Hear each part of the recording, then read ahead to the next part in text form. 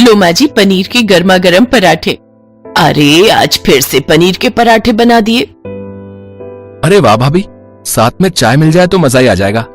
हाँ हाँ हाँ हाँ, है ना अनिल भैया। आप तो बस गर्मा गर्म पराठे खाओ और अपनी भाभी के गुण गाओ। आपके गुण तो वैसे भी हमेशा गाता रहता हूँ। बस भगवान करे मुझे आप जैसी ही कोई बीवी मिल जाए तो और किस्मत खुल जाए। इन पराठों की कसम। ओ बस भी कर छोटे, अब चुपचाप पराठे का। ये है इस घर की बड़ी बहू आरती। आरती की शादी उमा के बड़े बेटे सुनील से हुई थी।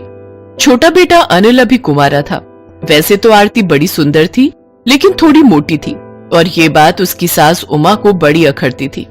आरती को खाना खाने और खिलाने का बहुत शौक था और वो घर का हर काम बड़े मन से करती थी, लेकिन फिर भी अपनी सास को खुश कर पाना उसके बस से बाहर था। बस कर अनिल, कितने पराठे खाएगा? खा खा कर तू भी अपनी भाभी जैसा बन जाएगा। और तुझे कॉलेज नहीं जाना है क्या आज? अरे हाँ, मेरा तो टाइम भी हो गया। अच्छा तो मैं चलता हूँ। और भाभी कसम से बहुत मस्त पराठे बनाए थे आपने। अब जा रहा है या मार खा के ही प्रस्थान करेगा? हाँ चला जाएगा माँ, आप पराठे खाओ ना। बस बस, मेरा हो गया। और तू भी अब बंद कर। तुझे फैक्ट्री नहीं जाना है क्या? इतने पराठे खाकर पता नहीं तुम लोग हिल भी कैसे पाते हो। ऐसे ही चलता रहा ना तो देखना, सब मुटल्ले होकर लुढ़कते फिरोगे यहाँ से वहां। क्या माँ, हमेशा भड़की रहती हो। अब हम हैं भी तो रोशन लाल के बेटे ना। पापा को भी तो खाना कितना पसंद था ना। हाँ, तभी तो इतनी जल्दी ऊपर चले गए वो। उमा के पति रोशन लाल इस दुनिया में नहीं थे, पर उन्हें भी खाने का बहुत शौक था और वही शौक उनके दोनों बेटों सुनील और अनिल में भी था। जब तक घर की रसोई उमा के हाथ में थी तब तक वो बड़ा ही सादा और हेल्दी खाना बनाती थी। लेकिन जब सुनील की शादी हुई और आरती घर में बहू बनकर आई तो उसने आते ही दोनों भाइयों का दिल जीत लिया। वो आए दिन नया और बहुत ही टेस्टी खाना बनाती थी, जिसकी वजह से दोनों भाइयों का भी वजन बढ़ने लग गया था। और इसी बात से उमा चिढ़ती थी, मगर इस बात से आरती को कोई फर्क नहीं पड़ता था। वो तो सुनील और अपने देवर अनिल से अपनी तारीफ सुनकर फूली नहीं समाती थी। फिर एक दिन, सुन सुनील, आज थोड़ा जल्दी आ जाएगा क्या? हाँ माँ, आ जाऊंगा। बताओ, कहीं चलना है क्या? अरे वो अपने मिश्रा जी हैं ना, उन्होंने अनिल के लिए एक रिश्ता बताया है, तो लड़की वालों के घर चलना है। ठीक है माँ। वैसे कौन कौन आएगा? कौन कौन क्या, पहले हम दोनों देख लेते हैं, फिर अनिल और आरती को भी ले चलेंगे। अब ठीक है माँ। शाम को उमा और सुनील दोनों शिल्पा के घर पहुंचे। शिल्पा बहुत ही सुंदर और स्लिम ट्रिम लड़की थी। उमा को तो वो देखते ही पसंद आ गई और फिर अनिल ने भी शादी के लिए हाँ कर दी। कुछ दिन बाद शिल्पा उमा की बहू बनकर घर आ गई। फिर शादी के दूसरे दिन, सब लोग जल्दी से आ जाओ, नाश्ता तैयार है। आरती की आवाज सुनकर घर के सारे लोग खाने की मेज पर आकर बैठ गए। तभी आरती एक प्लेट लेकर आई। ये लीजिए गर्मा गर्म आलू के पराठे। क्या आज फिर पराठे? हे भगवान, आरती तू क्या करके मानेगी? कुछ नहीं, आप खाओ ना माँ जी। देखो वहाँ दही रखा है और उधर अचार, जैसे मन करे वैसे खाओ। अरे वाह भाभी, you are the best. Sunil और अनिल हमेशा की तरह खाने पर टूट पड़े, लेकिन शिल्पा मुंह सिकोड़ कर बैठी थी। उसे ऐसे देखकर उमा ने पूछा, अरे शिल्पा बेटी, क्या हुआ? तुम भी नाश्ता करो ना। माँ जी, सुबह सुबह इतने हैवी आलू के पराठे कौन खाता है? हम खाते हैं और बड़े चाव से खाते हैं। तुम भी खा के देखो ना, भाभी के हाथ में जादू है, जादू। सॉरी भाभी, पर मैं ये नहीं खा सकती, ऐसे तो मैं मोटी हो जाऊंगी। मैं जाकर अपने लिए पोहा बना लेती हूँ, आप लोग एंजॉय कीजिए। हाँ, ये ठीक रहेगा। शिल्पा एक काम करना, मेरे लिए भी बना लेना।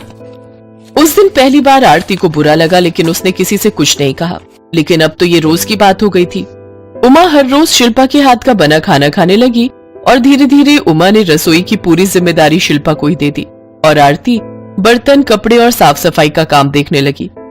रसोई से जुड़े हर काम की जिम्मेदारी अब शिल्पा पर थी। हालांकि शिल्पा के हाथ का खाना भले ही उमा को बहुत पसंद आता हो, लेकिन दोनों भाई और आरती को उस खाने में बिल्कुल स्वाद नहीं आता था। ऐसे ही कई महीने बीत गए। फिर एक दिन अचानक अनिल ने सुनील को फोन किया। हेलो भैया, जल्दी आ जाओ, फैक्ट्री में आग लग गई है। क्या? मैं अभी आ रहा हूँ। उस आग ने सब कुछ बदल दिया। अच्छी खासी फैक्ट्री आग में जलकर खाक हो गई। कच्चा माल लाने के लिए अनिल और सुनील ने जो लोन लिया था उसे पटाने के चक्कर में उनका घर भी छिन गया। अब वो किराए के मकान में रहने को मजबूर हो गए। उन्हें समझ नहीं आ रहा था कि अब क्या किया जाए।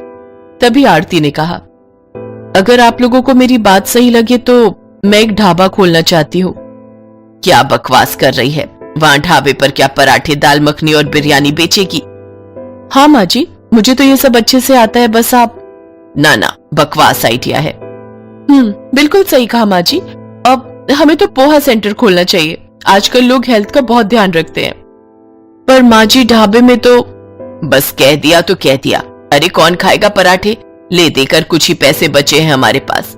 अगर कहीं वो भी बर्बाद हो गए तो भूखे मरने की नौबत आ जाएगी। इतना कहकर उमा वहां से चली गई और उसके साथ शिल्पा भी वहां से चली गई। लेकिन अनिल और सुनील को आरती पर पूरा भरोसा था। दोनों भाइयों ने उमा और शिल्पा की जगह आरती पर भरोसा किया और उसे एक ढाबा खुलवा दिया। अनिल सामान लाता और गल्ला देखता, जबकि सुनील और आरती पराठे बनाकर बेचने लगे। वो अलग अलग तरह के पराठे बनाते थे, गोभी, आलू, पनीर, हर तरह के पराठे। आरती के हाथ का स्वाद लोगों के मुंह लग गया और फिर तो कुछ ही दिन में इतनी भीड़ जुटने लगी कि आरती के लिए उसे संभालना भारी पड़ गया। काम की कमी नहीं थी, लेकिन हाथ कम पड़ने लगे।